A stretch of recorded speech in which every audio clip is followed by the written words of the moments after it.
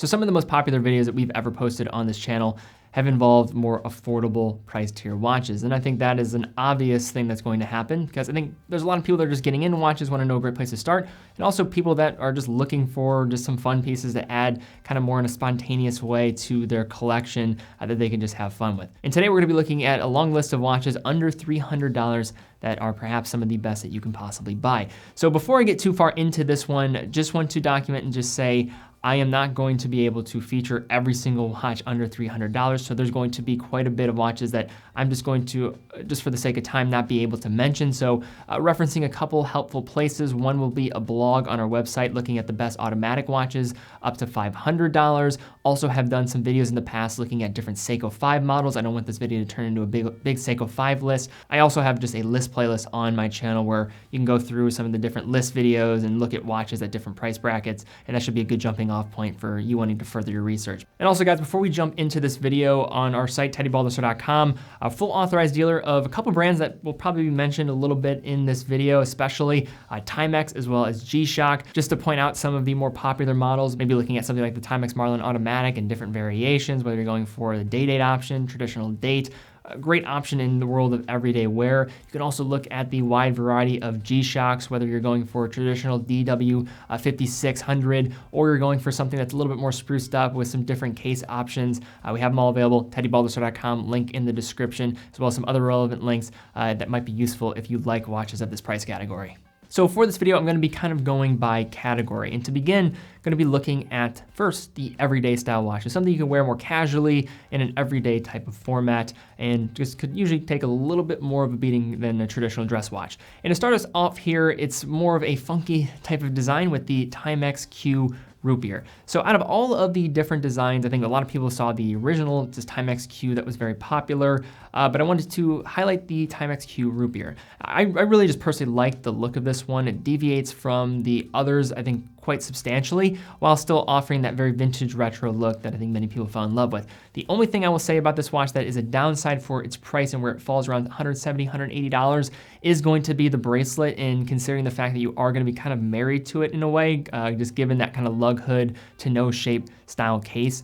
That is going to be one point of consideration. It does pull hair maybe just a little bit, but it's still a fantastic watch. I think many people going in with the expectation of this timepiece understand what it is. It's a fun complementary piece to round out either a collection or just something you can wear in a more casual environment. It looks great. 38 millimeters with its case size is nice compared to the M79s, which do fill out that case size a bit more. You're getting a quartz Seiko movement within. So just a solid watch with some interesting looks for the money. Now next up we have the Orient Defender 2. And in terms of what this model has done compared to the first version of this line of the Defender, I think is quite substantial in making it a much better product. Just some aesthetic things that change in terms of the handset as well as the crown position from the first one, but probably the most notable thing is the fact that you are getting an upgraded movement here that also is going to feature hacking. Now you can get a few different versions of this piece. I think the one that I think stands out the most for me is the ion plated case variant. It just looks very stealthy and sleek and kind of just goes in line with a watch classified as the Defender and what it might look like. 100 meters of water resistance. You're also getting a screw down crown, which is fantastic. 42 millimeter case, but it is going to work closer to that of 42 41 millimeter with that more compact lug to lug, considering that case diameter of just 48.8 millimeters. So a very good do-it-all style watch with some very sleek looks. So next up, we're kind of following along the same format with kind of that tactical style look, looking at the Marathon Navigator. So this is a pilot watch from Marathon. If you're not familiar with Marathon, really solid military-rich brand, producing watches starting back in 1941 for the Allied forces, and have created almost 3 different verticals in terms of their watches, kind of the day-to-day, everyday pieces with their hand-wound mechanical pieces that they have, as well as looking into their G-SARs, so more of the search and rescue and diver-oriented timepieces. And then you have your pilot watches on the far right with the Navigator, and of all 3 of the lines is going to be the most affordable. This one was actually originally designed in response to a request from the Kelly Air Force Base in Texas in 1986, who just wanted a low-pressure resistant watch for pilots and air crews, and Marathon delivered this watch here. So Swiss course movement inside, 60 meters of water resistance. You have an integrated crown guard design, pretty interesting style case, so 41 millimeters by 47.7 millimeters. Find this one where it's closer to say a 39, 40 millimeter case, and you have that sapphire crystal, and rounding out for under $300. So when looking at watches under $300, I think it's, of course, very obvious and I think needed to mention the G-Shock. in terms of everyday wear, it's a certain type of individual, but almost it's more of a certain type of lifestyle you want to fulfill. And not in terms of profession, I think it's just the type of just demeanor and style that you have to want to pull off a G-Shock. But in terms of their utility, you really can't do much better. These things were built to be shock resistant. They were built to be able to take on anything. You're getting capable water spec when you're looking at it. I'm primarily talking about the DW5600s because I think the case size is going to be more appropriate for many people out there. But of course, you can get very eccentric with the G-Shock styles. I just think this is probably the most user-friendly. You have many different options to choose from with different colors, as well as different case formats, complications, added features. And these will start under $100 in terms of price if you're going for more of the traditional resin models, and then move your way up to say more of the stainless steel options that have now become readily available as well. But you really can't go wrong with the G-Shock. If a watch could be used by astronauts, Navy SEALs, as well as just your regular dude, I think that is something that certainly bodes well for a watch and why it is a great watch to just consider for the price and for the money. So we looked at one Pilot watch a little bit earlier. I want to go back to Orient though, looking at their Orient Pilot. So this is a watch in the style that I think is very popularized amongst many German brands, as well as Swiss brands, of course. But to get it at a more affordable price, it is sometimes very difficult. You have Laco that's just a slightly above, usually at that $400 range, putting Miyota calibers in their watches to allow it to get a little bit down. They have, of course, very rich history in the aspect of producing Pilot watches. But if you want to go down even further and just want to get a taste of this world, I think Orient then will just offer the best option in the market with their Orient Pilot watch. So this is a Type B style dial that was used for navigators during World War II and was designed with intentions of easily being able to see the precise time with the outer minute track on the outside with large corresponding numerals to easily see at a glance. Legibility is top of mind. Case on this one, 42 millimeters with pretty wearable lug-to-lug distance is going to make this one, I think, lean in the direction towards the originals that sizable in terms of the case sizes. I mean, original Type B style dial watches, navigator watches from World War II were 55 millimeters for many of the case options. So 42 is quite restrained, but still does lean on the larger end of things. 100 meters of water resistance should offer great utility and being able to wear it in a variety of situations. And like every single Pilot style watch of this type, you're gonna have a ton of different strap options to choose from. And this thing really is versatile as can be. So as of late, I've been mentioning a lot of the SRPE series, like the 5.3, the 5.7, as kind of people are referring to them as like the Dress KX. I think they're fantastic everyday watches, but let's go back to maybe a watch that's been on the market for quite some time. Doesn't have maybe the newest and updated spec, but still is a very good watch for the money. And that is with the Seiko SNZ G13. So this one is basically a more spruced up version of the very popular SNK 800 series, which are commonly being found under $100 still to this day. But Seiko has basically discontinued almost all these old Seiko 5 watches for the most part. So finding them has become harder and harder, and I imagine the prices just to continue to go up over time. Prices for these still around $150, getting a little bit larger case size, 42 millimeters, lug to lug of 48.5 millimeters, but also getting 100 meters of water resistance, and of course the 7S26, the infamous 7S26 movement within that entry-level movement from Seiko. But these are great, just everyday wearers, should offer a nice kind of field hybrid style watch, and a watch that's certainly been on the market for some time, but still a good one to consider. Now to round us out here, we're going to be looking at the Citizen Garrison, and the particular version that we have here, black dial case variant, 43 millimeters, and the Eco Drive movement within. The Eco Drive just offers an amazing experience in terms of not having to worry as much about your watch. I mean, charge when a full charge, 6 to 12 months, typically depending on the different movement that you'll have within, and it doesn't take much time to actually charge it, both artificial lights as well as natural light.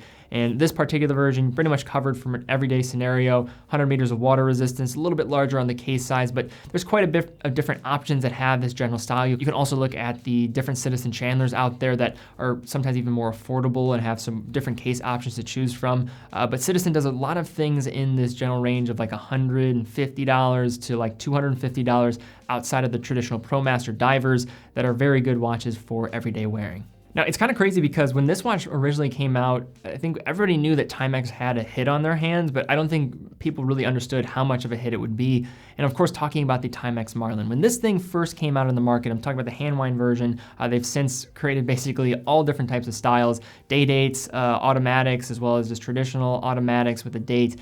And pretty much every dial color you can go for, as well as Snoopy editions, which certainly could be mentioned as well in the everyday category. But when I think of the Timex Marlin, I still think of this version. Simple hand wind watch, 34 millimeters, could be worn with a variety of different outfits. I love the versatility with the straps.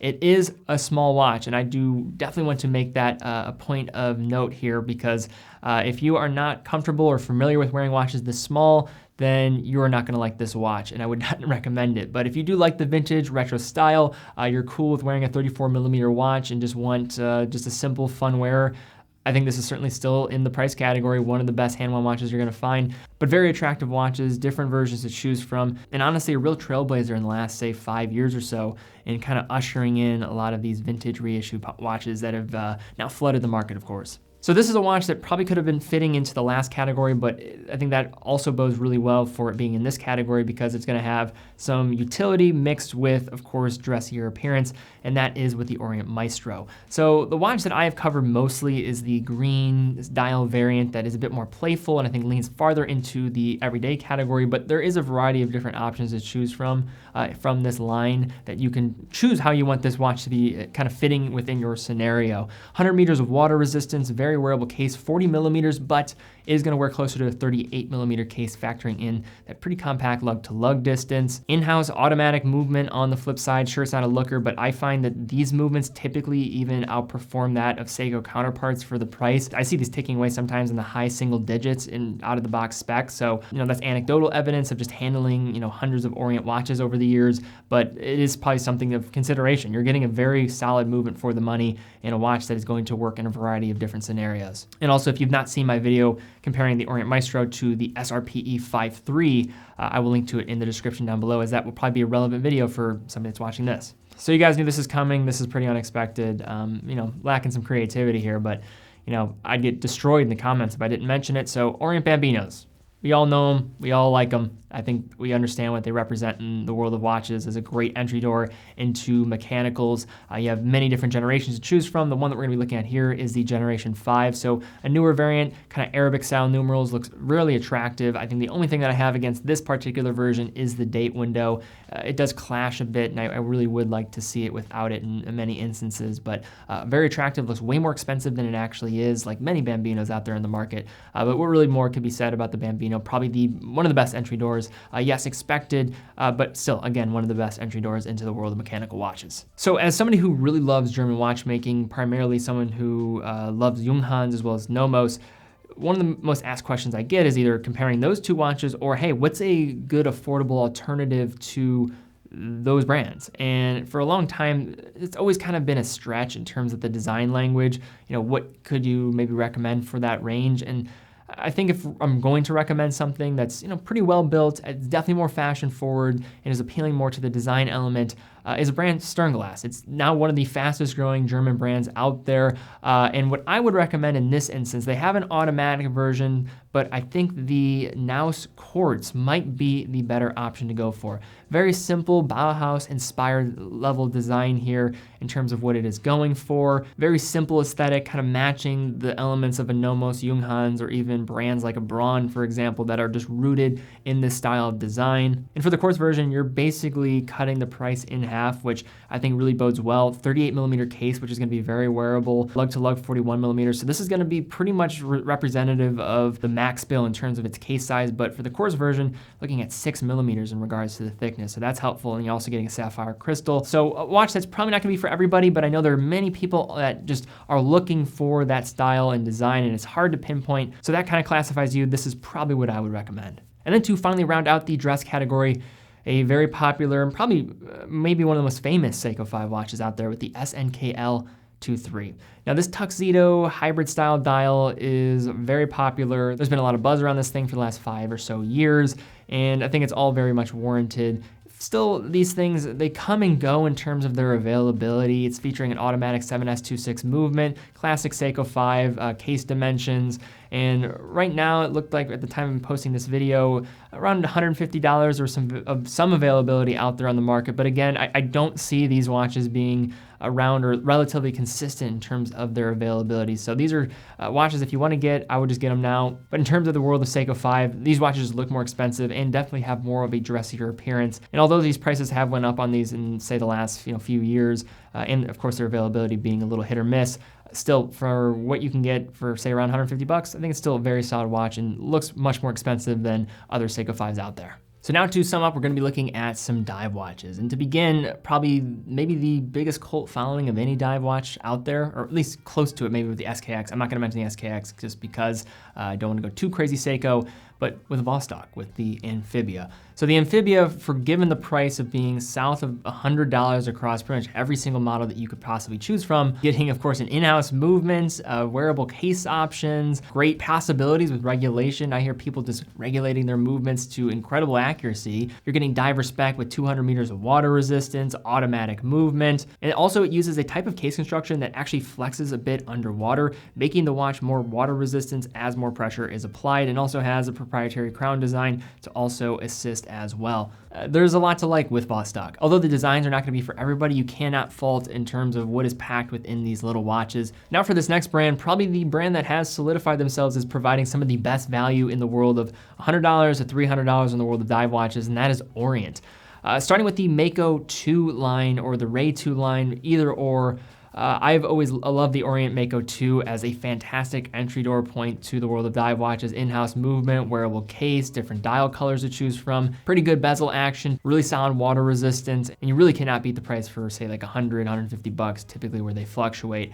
Great value for money. Moving up to that next price category, you have two different options that I think are fantastic choices to choose from. With the Orient Canoe to start with, the Canoe has gotten quite a bit of some rehaul in regards to different dial options.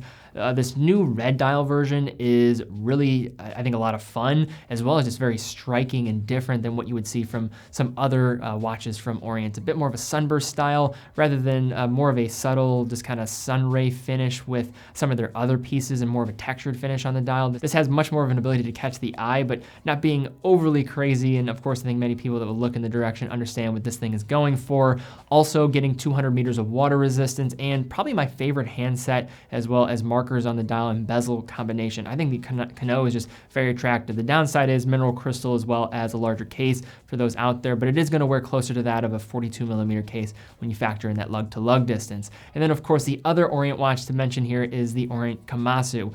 Basically taking the elements of the Canoe, changing up the style in regards to the design a bit with the handset, as well as the markers, the bezel style, and also adding a sapphire crystal with mirroring the 200 meters of water resistance and a slightly smaller case. In regards to pricing and where it sits with value, you really can't beat this one as well. I think if you are just a spec junkie, really the Orient Kamasu probably is the pinnacle in terms of this price range of what you can really ask for and expect from a watch. Although it is not ISO certified, still is going to do the job by far for many people out there that are looking for a watch with solid utility and carefree wear. So looking at Seiko, I mentioned I was not going to look at the SKX just partially because I am tired of kind of talking about the SKX and they're discontinued and the supply is just going to gradually go away. So I do want to mention another watch with the SRPD51. And at the time of the release of this watch, there was quite a bit of controversy or just kind of hate thrown at this design as well as just where it sat in terms of price. And I think a lot of that was maybe not warranted as much, just considering that Seiko made so many Seiko 5s as well as Seiko SKXs that people got so accustomed to the overabundance of supply of those pieces where you could get an SKX for like 150 bucks like 5 years ago, and then just started gradually going up and correcting itself as supply went down. Then you saw these watches come out on the market for around $300 and you're like, hey, where's the value here? But if you do look on the surface, now that these been on the market for some time, I think you can look at it with more of a fresher eye and more appreciation because these are still very good watches. Fitting within that case dimensions of the classic SKX, 42 millimeters, a very compact lug to lug distance. You are getting an upgrade with the 4R series of movements inside of here that will also feature hacking, which is a nice upgrade from, of course, the 7S26. And although it might be a bit of a stretch to classify these as divers, I think they do have specs to warrant